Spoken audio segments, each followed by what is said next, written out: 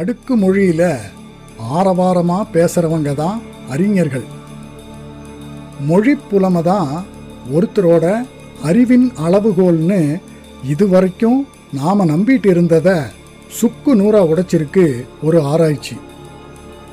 ஆங்கிலம் சரளமா வரலன்னா வாழ்க்கையே சூனியமாயிடுங்கிறது கட்டுக்கதைன்னு நிரூபணமாயிடுச்சு. மொழிக்கும் அறிவாற்றல் திறனுக்கும் சம்பந்தமே இல்லைங்கிற ஆச்சரியமான ரொம்பவே சுவாரஸ்யமான ஆராய்ச்சி முடிவுகளை பற்றி முழுசா தெரிஞ்சிக்க இந்த வீடியோவை பாருங்க.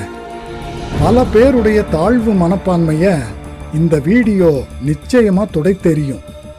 உங்க அறிவு, உங்களோட திறமை, அது தனித்துவமான உங்க பொக்கிஷம். அதை யாராலும் எதாலும் தடுக்க முடியாது. மனவேலிகளை உடைச்சு எரிஞ்சு சாதனை படைக்கலாம் வாங்க. இப்போ நீங்க என்னோட குரலை கேட்டுட்டு இருக்கீங்க இல்லையா? நான் சொல்ற ஒவ்வொரு வார்த்தையும் உங்க காதுகள் வழியா போய் மனசுக்குள்ள ஒரு அர்த்தத்தை உருவாக்கும். ஆனா ஒரு நிமிஷம் யோசிச்சு பாருங்க, நீங்க இப்ப பயன்படுத்திட்டு இருக்கிற இந்த மொழிக்கும் உங்களுடைய புத்திசாலித்தனத்துக்கும், அதாவது உங்களோட சிந்தனை திறனுக்கும் எந்த சம்பந்தமும் இல்லைன்னா எப்படி இருக்கும்? என்னங்க, அதிர்ச்சியா இருக்கா? உங்களுக்காக ஸ்பெஷலைஸ்டா உருவாக்கப்பட்ட இந்த சுவாரஸ்யமான வீடியோவுக்கு உங்களை அன்போட வரவேற்கிறேன். இன்னைக்கு நாம தேட போற விடை மனித குலத்தோட மிகப்பெரிய புதிர்களில் ஒன்று. நாம சிந்திக்கிறதுக்கு வார்த்தைகள் அவசியமா, இல்லை மொழி இல்லாமலேயே மூளையால தர்க்க ரீதியா, அதாவது லாஜிக்கலா சிந்திக்க முடியுமா? மனிதர்களாகிய நாம இந்த உலகத்தை எப்படி புரிஞ்சுக்கிறோம்? மற்ற உயிரினங்கள் கிட்ட இருந்து நம்மளை எது வேறுபடுத்தி காட்டுது? அப்படிங்கிற இந்த அடித்தளத்தையே இந்த கேள்வி அசைச்சு பார்க்குது. நான் சமீபத்தில் மூளை நரம்பியல் பற்றின ஒரு கட்டுரையை படிச்சுட்டு இருந்தேன். அதில் வந்த ஆராய்ச்சி தகவல்கள் நான் இத்தனை நாளாக நினச்சிக்கிட்டு இருந்த விஷயங்களை அப்படியே தலைகீழாக புரட்டி போட்டுச்சு. அது MIT ஆராய்ச்சியாளர்கள் 2026 ஜூலை மாதம் PNASங்கிற ஃபேமஸான சயின்ஸ் ஜேர்னலில் வெளியிட்ட ரிசர்ச் ரிப்போர்ட். MITயோட மெக்கவன் இன்ஸ்டியூட்ல இருந்து வெளிவந்த அந்த அதிநவீன ஆய்வு கட்டுரை உண்மையிலேயே நரம்பியல் துறையில் ஒரு மைல்கல். மனித மூளைக்குள்ள மொழியும் தர்க்கமும் எப்படி செயல்படுதுங்கிறத அவங்க இதுவரைக்கும் இல்லாத அளவுக்கு துல்லியமா படம் பிடிச்சு காட்டியிருக்காங்க. இதுக்குள்ள போறதுக்கு முன்னால கொஞ்சம் வரலாறை பார்த்துட்டு வருவோமா? பல ஆயிரம் வருஷமா ஒரு நம்பிக்கை இருக்குல்ல. தத்துவ ஞானிகள்ல இருந்து மொழியியலாளர்கள் வரைக்கும் எல்லோரும் நம்பின ஒரு விஷயம். அதாவது மொழிதான் சிந்தனையின் இயந்திரம் அப்படின்னு ஆணித்தரமா நம்புனாங்க. அந்த நம்பிக்கைக்கு வலுவான ஒரு காரணமும் இருந்துச்சு. ஆரம்ப காலங்களில் தத்துவ ஞானிகள் மனித மூளைய வெளியிலிருந்து மட்டுமே பார்த்தாங்க. அவங்களுக்கு தெரிஞ்சதெல்லாம் நாம பேசுற வார்த்தைகள் மட்டும்தான். அதாவது பேசுறத வச்சு அறிவை எடை போட்டாங்க.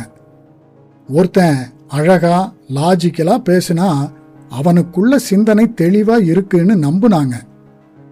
ஒரு விஷயத்த வார்த்தைகளால விவரிக்க முடியலன்னா அவனுக்கு அது புரியலன்னு முடிவு பண்ணிட்டாங்க.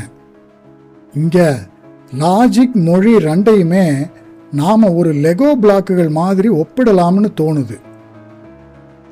எப்படி சின்ன சின்ன லெகோ துண்டுகளை சேர்த்து ஒரு பெரிய வீட்டையோ இல்ல காரையோ உருவாக்குறோமோ அது போலத்தான் மொழியும் செயல்படுது. சின்ன சின்ன வார்த்தைகளை சேர்த்து ஒரு பெரிய வாக்கியத்தை அமைக்கிறோம். இதே கட்டமைப்பு தான் லாஜிக்குக்கும் பொருந்தும்னு நினைக்கிறேன். சின்ன சின்ன தர்க்க கூறுகளை ஒன்னா சேர்த்து ஒரு சிக்கலான லாஜிக்கை உருவாக்குறோம். இந்த ரெண்டுக்கும் இருக்கிற அந்த ஸ்ட்ரக்சர் ஒற்றுமை தான் மொழி தான் லாஜிக்கை உருவாக்குது அப்படிங்கிற வரலாற்று நம்பிக்கைக்கு காரணமா இருந்திருக்குமோ? இங்க ஆச்சரியமான விஷயம் என்னன்னா, அந்த லெகோ ஒப்பீடு கேட்கறதுக்கு சரியா தோணினாலும் அங்கேயும் ஒரு மிகப்பெரிய தர்க்க பிழை, அதாவது லாஜிக்கல் எரர் ஒளிஞ்சிருக்கு. பார்க்கறதுக்கு ரெண்டுமே சிறு சிறு கூறுகளை கொண்டு ஒரு பெரிய கட்டமைப்பை உருவாக்குற மாதிரி தோணலாம். ஆனா அதோட அடிப்படை தன்மைகள் முற்றிலும் வேறு. மொழியோட மிகப்பெரிய குறைபாடே அதோட நேர்கோட்டுத்தன்மை, அதாவது லீனியரிட்டி தான். நேர்கோட்டுத்தன்மைனா மொழி ஒரு நேர்கோட்டில் மட்டுமே பயணிக்கக்கூடியது. நீங்க பேசும்போதோ இல்லை எழுதும்போதோ ஒரு நேரத்தில் ஒரு வார்த்தையை மட்டும்தான் பயன்படுத்த முடியும். ஒரே நேரத்தில் 2 வார்த்தைகளை நம்மளால உச்சரிக்க முடியாது. ஒரு சிந்தனையை எவ்வளவு சுருக்கமாக சொல்ல நினைச்சாலும் அதை வார்த்தைகளை ஒன்று பின்னாடி ஒன்றா அடுக்கித்தான் சொல்லி ஆகணும். அதனால தான் மொழி ஒரு குறிப்பிட்ட எல்லைக்குள்ள சுருங்கிடுது. ஆனால் லாஜிக் அப்படிப்பட்டது இல்லை. ஒரு தர்க்க ரீதியான முடிவுக்கு வரணும்னா மூளை பல கோணங்களில் பல டேட்டாக்களை ஒரே நேரத்தில் ஆராய வேண்டி இருக்கும். ஸோ லாஜிக் நேர்கோட்டு பயணம் இல்லை. அது ஒரு வலைப்பின்னல் மாதிரி, ஒரு நெட்வொர்க் மாதிரி செயல்படும். லாஜிக்கு தேவையான அந்த அதீத துல்லியம் பல நேரங்களில் மொழிகிட்ட இருக்கிறதில்ல. சரி, மொழி வேற லாஜிக் வேற அப்படிங்கிறத தியரியா சொல்லிடலாம். ஆனால் மூளைக்குள்ள இதை எப்படி நிரூபிக்கிறது? ஏன்னா நாம ஒரு லாஜிக் புதிரை படிக்கும் போதே மொழியைத்தானே பயன்படுத்துகிறோம். இது ஒரு முக்கியமான சவால். அதை மனசுக்குள்ள சால்வ் பண்ணும் போதும் இது இங்கே வந்தா அது அங்கே போகும் அப்படின்னு நம்ம தாய்மொழியில தானே நமக்குள்ள யோசிக்கிறோம். அதனால மொழியும் லாஜிக்கும் தனித்தனின்னு எப்படி பிரித்து பார்க்க முடியும்? இது நரம்பியல் ஆய்வாளர்களுக்கும் ஒரு பெரிய சவாலாக தான் இருந்துச்சு. ஆரோக்கியமான மூளையை வச்சு இதை நிரூபிக்கிறது ரொம்ப கஷ்டம். அதனால தான் ஆராய்ச்சியாளர்கள் முற்றிலும் மாறுபட்ட ஒரு அப்ரோச்சை கையில் எடுத்தாங்க. மூளையோட மொழி பகுதி முற்றிலுமாக செயல்படாதவங்களை வச்சு ஆராய்ச்சி பண்ணுறது தான் இதுக்கு சரியான வழியாக இருக்கும்னு அவங்க முடிவு பண்ணாங்க. இதுக்காக MIT ஆராய்ச்சியாளர்கள் லண்டன் பல்கலைக்கழகத்தோட நரம்பியல் நிபுணர் ரோஸ்மேரி வார்லியோட உதவியை நாடினாங்க. அவங்க கடுமையான அஃபேசியா பாதிப்புக்குள்ள நோயாளிகள் கிட்ட ஒரு அதிரடியான ஆய்வை நடத்தினாங்க. அஃபேசியா பாதிப்புங்கிறது மூளை பக்கவாதத்தால் வர்ற அதீத மொழித்திறன் இழப்பு. மூளையில மொழியை கையாளும் பகுதிகள் முற்றிலுமா சேதமடைஞ்சிரும். இவங்களால ஒரு வாக்கியத்தை உருவாக்கவோ மற்றவங்க பேசுறத புரிஞ்சுக்கவோ முடியாது. ஏன், அவங்களுக்குள்ளேயே ஒரு உள்குரல்ல பேசிக்கிறது கூட இவங்களுக்கு சாத்தியமில்லாததா தான் இருக்கும். அப்போ அவங்களுக்கு எப்படி லாஜிக் டெஸ்ட் வச்சாங்க? வார்த்தைகளை வச்சு கேள்வியே கேட்க முடியாதே. அதுக்காகவே வார்த்தைகள் இல்லாத சில பிரத்யேக புதிர்களை வடிவமைச்சாங்க. முதலாவதா எண்களோட வரிசையை கண்டுபிடிக்கிறது, அதாவது பேட்டர்ன் கண்டுபிடிக்கிறது. 2 எண்களோட பட்டியலை கொடுத்து அதுக்கிடையே உள்ள மறைமுக விதியை கண்டுபிடிக்க சொல்றது. அந்த விதி எண்களை தலைகீழா மாத்துறதா இருக்கலாம், இல்ல ஒரு குறிப்பிட்ட எண்ணுக்கு மேல இருக்கிறத நீக்கிறதா இருக்கலாம். அந்த விதியை கண்டுபிடிச்சு அதை ஒரு புதிய எண் வரிசைக்கு அவங்க பயன்படுத்தணும். 2வது சோதனை வடிவ கணித டிசைன்களை பயன்படுத்துறது. மேட்ரிக்ஸ் கம்ப்ளீஷன் சொல்லுவாங்க. ஒரு கட்டத்தில் பல டிசைன்கள் இருக்கும். அதில் விடுபட்ட டிசைனை கண்டுபிடிக்கணும். இது நம்ம IQ டெஸ்ட்ல வர்ற அதே புதிர்கள் மாதிரி தான் இருக்கும். சரி, அந்த அஃபேசியா நோயாளிகள் எப்படி இதை பண்ணாங்கன்னு நினைக்கிறீங்க? அவங்க இந்த சோதனைகளில் மிக சிறப்பாக செயல்பட்டாங்க.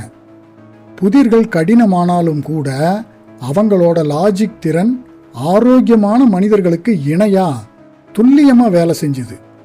ஆச்சரியமா இருக்குல்ல? எந்த ஒரு மொழி உதவியும் இல்லாம அந்த மறைமுக விதிகளை அவங்களால கண்டறிய முடிஞ்சுது. இங்கதான் விஷயம் ரொம்ப சுவாரஸ்யமா மாறுது. அந்த நோயாளிகளுக்கு தான் மொழி வராதே, வார்த்தைகளை அவங்களால பயன்படுத்தவே முடியாது. அப்புறம் எப்படி தாங்கள் கண்டுபிடிச்ச அந்த விடைகளை ஆராய்ச்சியாளர்கள்கிட்ட விளக்கி சொன்னாங்க? மூளைக்குள்ள விடை தெரிஞ்சாலும் அத வெளியில சொல்ல மொழி கட்டாயம் தேவையில்லையா? ஏதோ ஃப்ளூக்ல விடைய காட்டிட்டாங்கன்னு ஆராய்ச்சியாளர்கள் நினைக்கலாம் இல்லையா? அங்கதான் ஆராய்ச்சியாளர்களே ஆச்சரியப்பட்டு போனாங்க. விடைய கண்டுபிடிச்ச அந்த நோயாளிகள் தாங்கள் புரிஞ்சுக்கிட்ட அந்த ஃபார்முலாஸ் மற்றும் ஆன்சர்ஸை சைகைகள் மூலமாகவும் பென்சிலால வரையப்பட்ட சின்ன சின்ன வரைபடங்கள் மூலமாகவும் ஆராய்ச்சியாளர்களுக்கு தெளிவா விளக்குனாங்க. அதாவது தங்களுக்கு விடை தெரிஞ்சிருக்குங்கிறதையும் அது எப்படி வேலை செய்யுதுங்கிறதையும் அவங்க மொழி இல்லாமலேயே மிக துல்லியமா வெளிப்படுத்தினாங்க. அப்போ மூளைக்குள்ள லாஜிக் வேலை செய்ய வார்த்தைகளே தேவையில்லை அப்படிங்கிறத அவங்க செயல்முறையில் நிரூபிச்சு காட்டினாங்க. குறியீட்டு விதிகளுக்கான சிந்தனைகளுக்கு மொழி நிச்சயம் தேவைன்னு பல நூறாண்டுகளா இருந்த அந்த பழைய கோட்பாட்டை இந்த ஒரு நிகழ்வு சுக்கு நூறாக்கிருச்சு. மொழியை இழந்தாலும் மூளை தனது தர்க்கத்திறனை, அதாவது லாஜிக்கல் ரீசனிங்கை அப்படியே பத்திரமா வச்சிருக்கு. சரி, மூளை பாதிப்பு ஏற்பட்டவங்களுக்கு இப்படி லாஜிக்கும் மொழியும் தனித்தனியா செயல்படுது அப்படிங்கிறத புரிஞ்சுக்க முடியுது. ஏன்னா அவங்களுக்கு வேற வழி இல்லை. மூளை தன்னைத்தானே அடாப்ட் ஆக்கிக்குது. ஆனா ஒரு ஆரோக்கியமான மூளையில இது எப்படி வேலை செய்யுது? நம்மள மாதிரி எந்த மூளை பாதிப்பும் இல்லாதவங்க மொழி அப்படிங்கிற ஒரு ஊன்றுகோலை நம்பித்தான் லாஜிக்கை யோசிக்கிறோம். அங்கேயும் மொழியும் லாஜிக்கும் தனித்தனி தீவுகளாக தான் செயல்படுதா?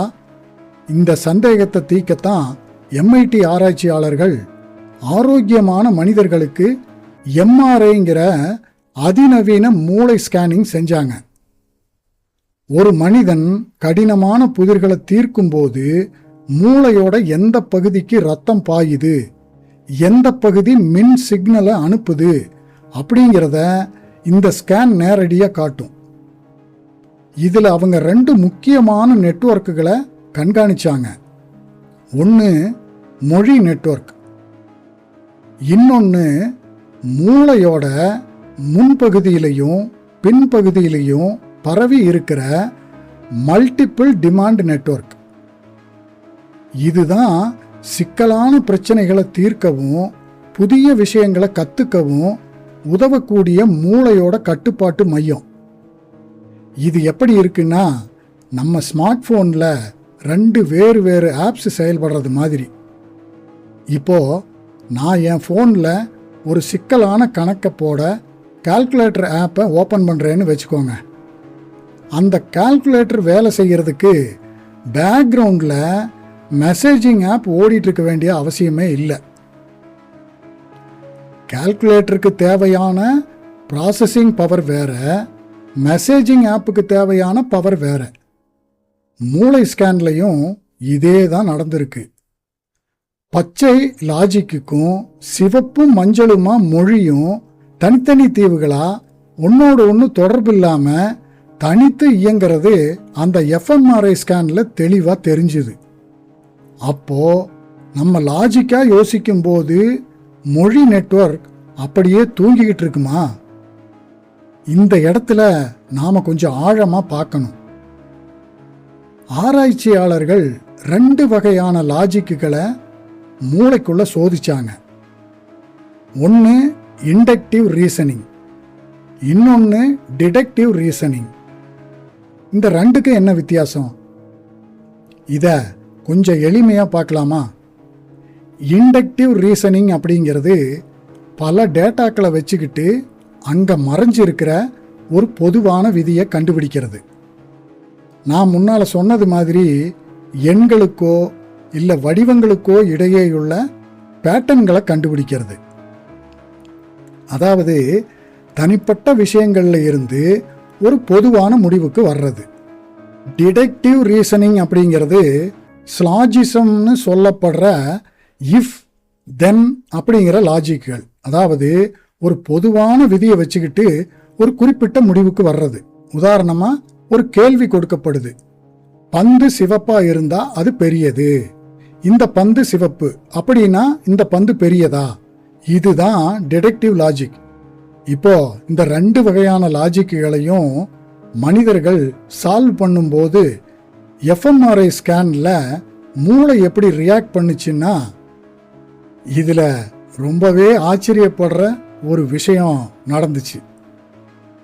இண்டக்டிவ் லாஜிக்கை பயன்படுத்தும் போது, அதாவது அந்த மறைமுக விதியை கண்டுபிடிக்கும் போது மூளையோட மல்டிபிள் டிமாண்ட் நெட்வொர்க் மிக தீவிரமாக வேலை செஞ்சுது. ஆனால் டிடக்டிவ் லாஜிக்கை பயன்படுத்தும் போது அந்த நெட்வொர்க் வேலை செய்யலை. அப்போ வேற எந்த பகுதி அதை கையாண்டுச்சு? அதுதான் நரம்பியல் ஆய்வோட சுவாரஸ்யம். டிடக்டிவ் லாஜிக்ங்கிறது அடிப்படையில் விதிகளை மனசுக்குள்ள நிறுத்தி வச்சு அதை ஒன்னோடு ஒன்று பொருத்தி பார்க்குற வேலை. அதுக்கு மூளை தனது மல்டிபிள் டிமாண்ட் நெட்வொர்க்கை பயன்படுத்துறதுக்கு பதிலாக நினைவாற்றல் மற்றும் காட்சிப்படுத்துதல் சம்பந்தப்பட்ட வேறு சில தற்காலிக நெட்வொர்க்குகளை பயன்படுத்துதுன்னு ஆராய்ச்சியாளர்கள் கண்டுபிடிச்சாங்க. வேலைக்கேற்ற மாதிரி மூளை வேறு வேறு நெட்வொர்க்கை யூஸ் பண்ணுது. ஆனால் இது எல்லாத்தையும் விட மிக பிரம்மாண்டமான கண்டுபிடிப்பு ஒன்று இதில் இருக்கு. நீங்கள் இண்டக்டிவ் லாஜிக்கை பயன்படுத்தினாலும் சரி, டிடக்டிவ் லாஜிக்கை பயன்படுத்தினாலும் சரி, அதுக்கான விடைய மூளை எந்த பகுதியை கொண்டு கண்டுபிடிச்சாலும் அந்த செயல்பாடு முழுசுலையும் மூளையோட மொழி நெட்வொர்க் கொஞ்சமும் விழிச்சிக்கவே இல்லை. அது முற்றிலும் சைலண்டாகவே இருந்திருக்கு. பந்து சிவப்பா இருந்தா அப்படிங்கிற அந்த டிடக்டிவ் கேள்வியை படிக்கும் போதும் அதை புரிஞ்சுக்கும் போதும் மொழி நெட்வொர்க் தேவைப்பட்டிருக்குமே. ஆமாம், அந்த கேள்வியை படிக்கும் போதும் அதை புரிஞ்சுக்கும் போதும் மொழி நெட்வொர்க் வேலை செஞ்சுது. ஆனால் அந்த தகவல்களை உள்வாங்கினதுக்கு அப்புறம் அந்த இஃப் தென் லாஜிக்கை மூளை ப்ராசஸ் செய்ய தொடங்கின அடுத்த நொடியில் மொழி நெட்வொர்க் அமைதியாயிருச்சு.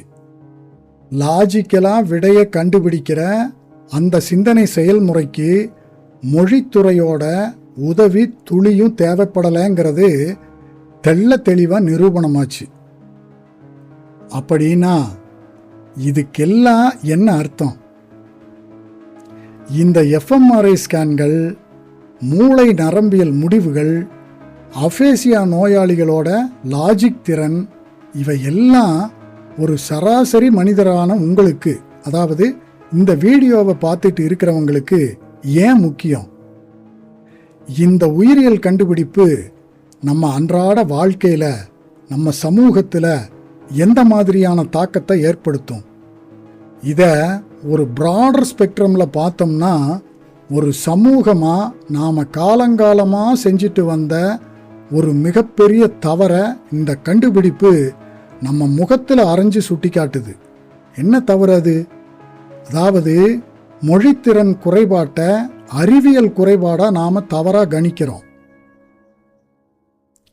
யாராவது ஒருத்தரால் சரளமாக பேச முடியலன்னாலோ இல்லை வார்த்தைகளை சரியாக உச்சரிக்க முடியலன்னாலோ உடனடியாக அவங்களுக்கு அறிவே இல்லை, சிந்திக்க தெரியாதுன்னு இந்த சமூகம் முத்திர குத்திடுது.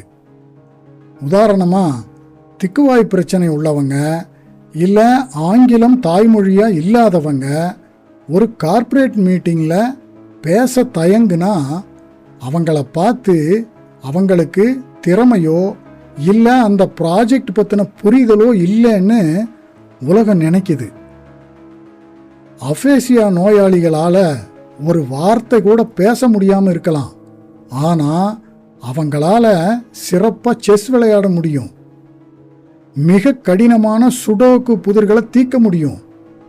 ஏன் தங்களோட சிக்கலான ஃபினான்ஷியல் டெசிஷன்ஸ் கூட மிக துல்லியமாக எடுக்க முடியும். ஏன்னா மொழி வேற, அறிவு வேற. விதிகளையும் விளைவுகளையும் மூளைக்குள்ள தர்க்க ரீதியாக புரிஞ்சுக்கிறதுக்கும், அதாவது வார்த்தைகளில் வெளியில் சொல்கிறதுக்கும் மிகப்பெரிய வித்தியாசம் இருக்குது. அதாவது மொழிங்கிறது வெறும் ஒரு வெளிப்பாட்டு கருவி மட்டும்தான், அது சிந்தனையின் இயந்திரம் இல்லை அப்படிங்கிறத இந்த சமுதாயம் புரிஞ்சுக்கணும். மொழி இழப்பு அப்படிங்கிறது மூளையின் அறிவாற்றல் இழப்பு இல்லை. மனித இனம் லாஜிக் ரீதியாக ஆழமாக சிந்திக்கும் திறன் கொண்டது. அந்த திறன் மொழிங்கிற ஒற்றை நூலில் தொங்கிட்டு இல்லைங்கிறத நாம் ஒவ்வொருத்தரும் உணர்ந்து மற்றவங்க கிட்டையும் அதை பகிரணும். இது ஒரு மிகப்பெரிய உளவியல் மற்றும் சமூகவியல் மாற்றத்தை ஏற்படுத்தக்கூடிய கண்டுபிடிப்பு. சரி, இப்போ மூளைக்குள்ள மொழியும் லாஜிக்கும் எப்படி வேலை செய்யுதுன்னு பார்த்துட்டோம். இதை அப்படியே தொழில்நுட்ப உலகத்துக்கு, குறிப்பாக செயற்கை நுண்ணறிவு அதாவது ஏஐயோட எதிர்காலத்துக்கு எடுத்துட்டு போவோம். மனித மூளையோட இந்த தனித்துவமான கட்டமைப்பு எதிர்கால ஏஐ தொழில்நுட்பத்திற்கு என்ன பாடம் கற்பிக்குது? இப்போதைய உலகத்தையே ஆக்கிரமித்திருக்கிற லார்ஜ் லாங்குவேஜ் மாடல்களான ChatGPT, கிளாட் போன்றவை எப்படி வேலை செய்யுதுன்னு பாருங்க.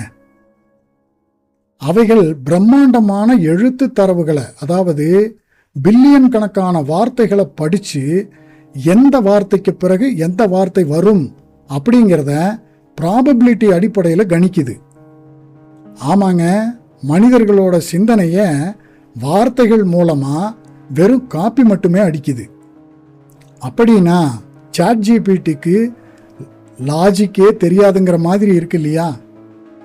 ஆனால் நான் ஒரு சிக்கலான பைத்தான் கோடிங் எழுத சொன்னால் அது எந்த தவறும் இல்லாமல் லாஜிக்காக பர்ஃபெக்டாக எழுதி தருதே. இது பலருக்கும் வர்ற சந்தேகம்தான். ஒரு மனிதன் கூட சில நேரம் அப்படி எழுத மாட்டான். அதுக்கு லாஜிக் மாடியூல் இல்லைன்னா எப்படி அதால் அவ்வளவு துல்லியமாக கோடு பண்ண முடியுது? இங்கே தான் நாம் சற்று கவனமாக பார்க்கணும். ChatGPT துல்லியமான கோடிங் எழுதி தருவதற்கு காரணம் அதுக்கு தர்க்க ரீதியான சிந்தனை இருக்குங்கிறதுனால அல்ல.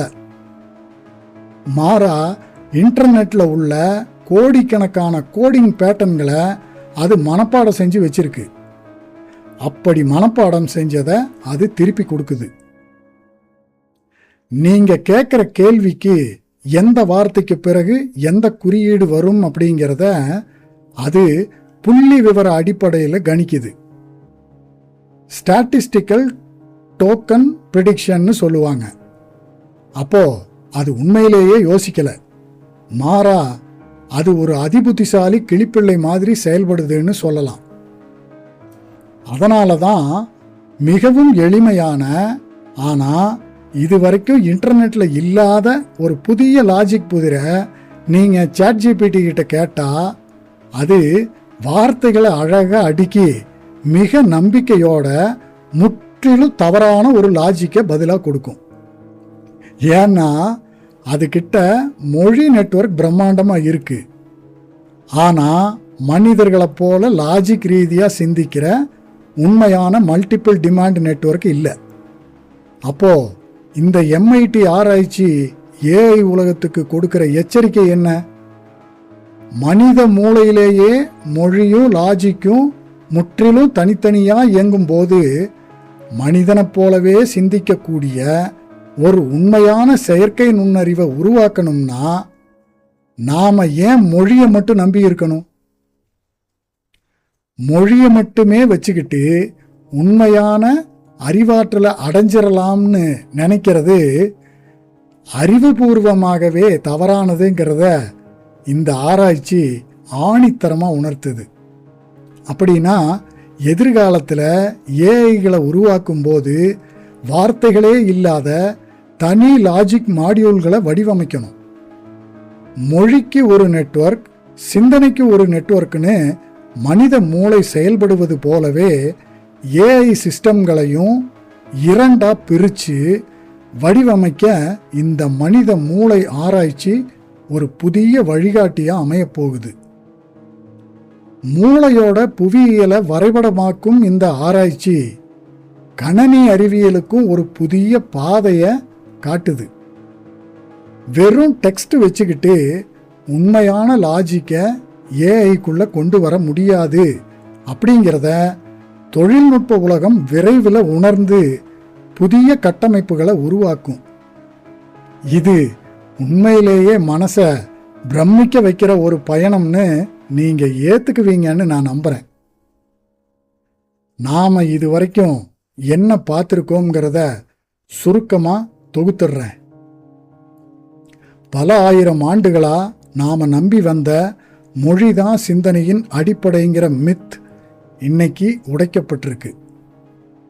மூளையில மொழியும் லாஜிக்கும் ஒரே அமைப்புல இயங்கிறதில்ல.